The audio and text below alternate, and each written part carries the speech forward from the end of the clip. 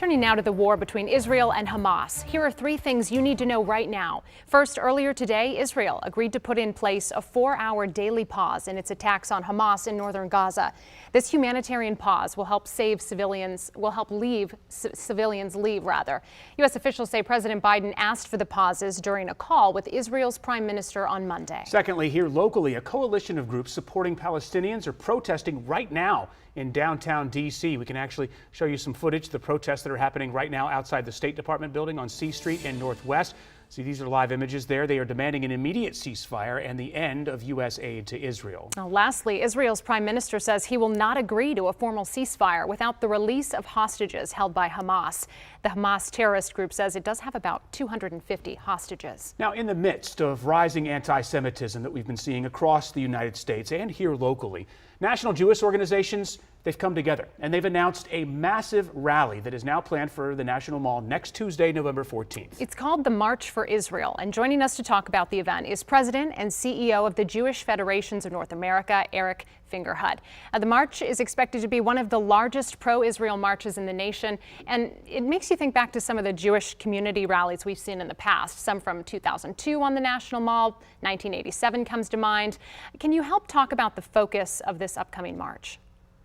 Well, there's really three important things that the Jewish community and all Americans, Americans are standing and marching for Israel, that we want to communicate. One is we support the work that President Biden has been doing and that Congress has been doing, and we want them to know that those policies have the overwhelming support of the American people. We know there are disagreements, but they're overwhelming support, bipartisan support, and we want to demonstrate that. We want them to visually look out their windows and see that on the National Mall. Number two, Hamas still holds over 240 hostages for over a month.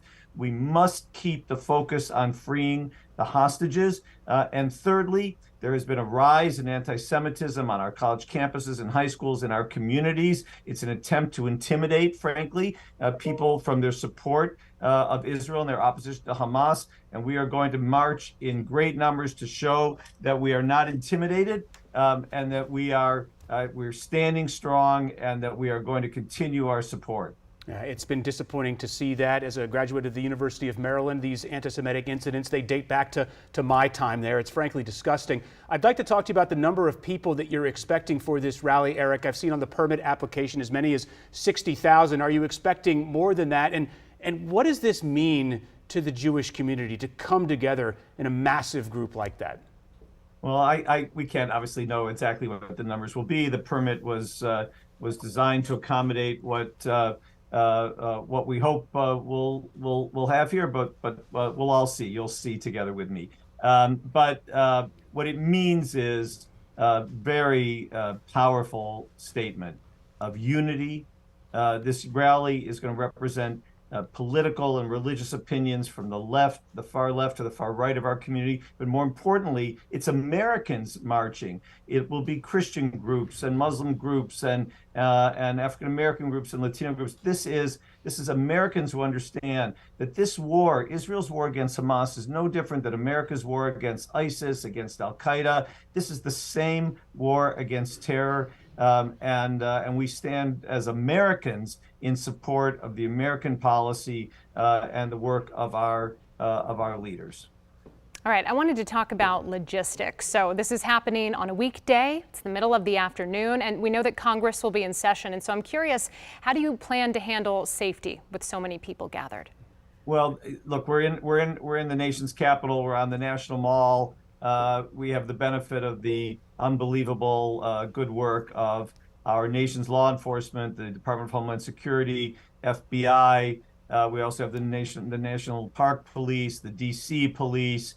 I believe they are all going to go out of their way to make this a safe environment for everyone who comes. And in fact, as I said, unfortunately, one of the reasons for this march is that the Jewish community hasn't felt safe in the places where it should feel safe, on campuses and in their houses, in our houses of worship, and in our communities.